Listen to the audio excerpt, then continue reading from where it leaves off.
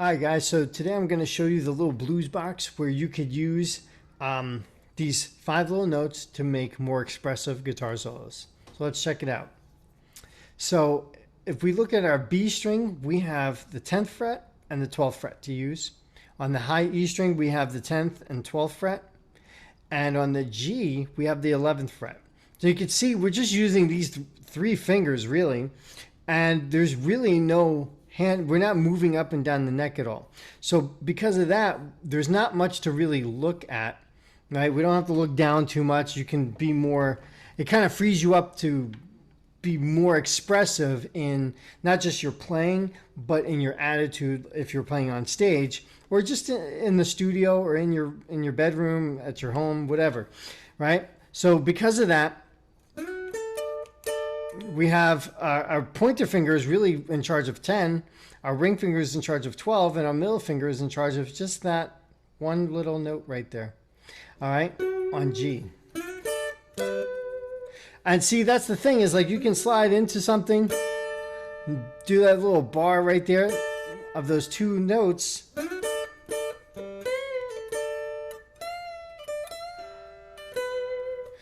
And now we already got something going on. All right. So the beauty is that one of the beauties of this thing is that you can take any note in this shape here and bend it. It always works. I find a very unique position that can do that. You can technically do that with any scale, but sometimes it doesn't quite work. But in this scenario, the way this is set up, it works great. Even the tonic note, which would be our 12th fret, that can even be bent. See, it sounds good. All of it, it works. It's pretty incredible how you can use that. So we can take something like, and here's another cool thing about the bending. We can take the 12th fret of the high E string, we can bend it half a step. Nice bluesy little lick there. We could bend it up 2 frets.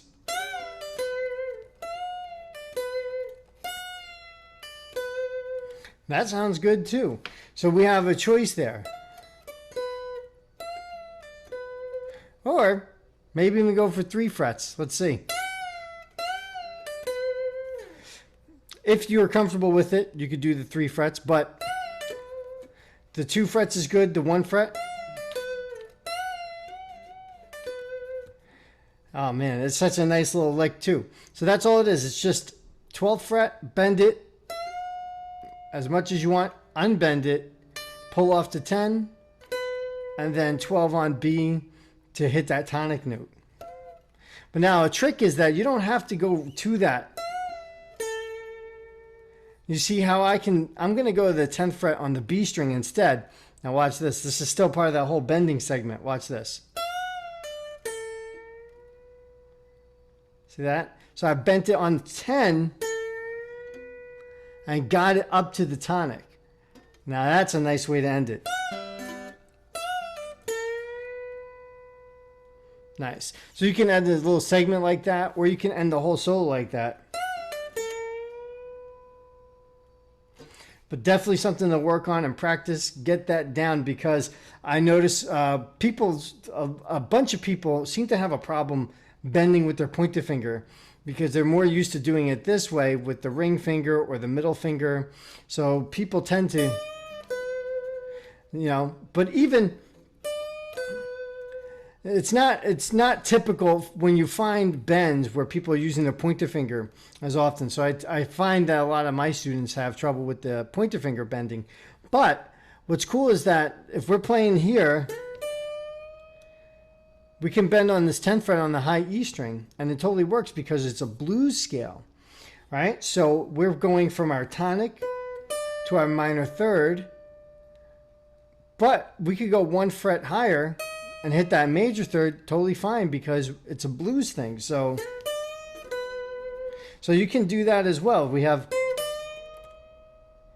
see that, you can do the 1 fret higher, or you can even do 2 frets higher, because that would be 12. right? But don't play the sloppy as I just did.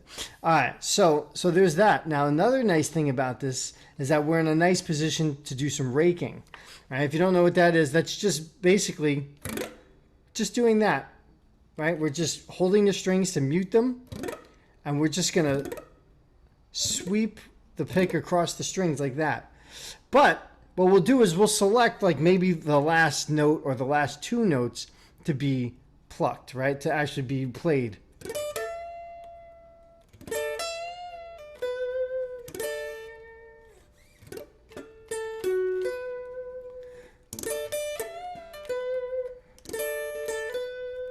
And see, that raking adds another bit of expression to what we're doing. And it's a really good position for that because we can land on any note.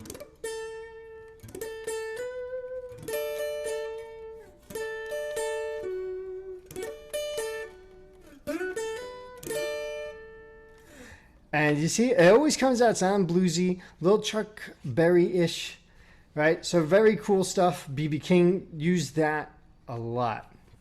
All right, so that's just a couple of things you could do with that. But now I'm going to talk about if we're changing keys, right? So you say, well, you know, I'm jamming my friends, but they're not playing in B minor. They're playing in, I don't know, F minor. So I go, okay, so let's find F on this here. So F could either be the 6th fret, but it would be the same exact pattern. So now we're in F.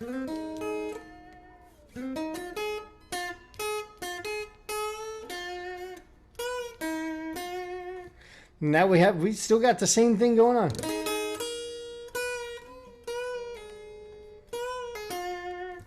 Nice stuff.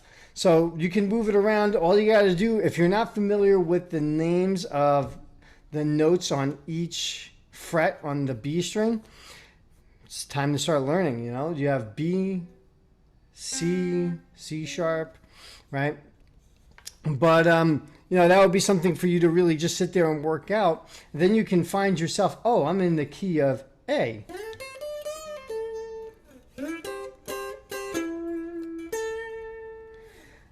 And then you can start playing, jamming in all those different keys. So, you know, experiment with it, try it out.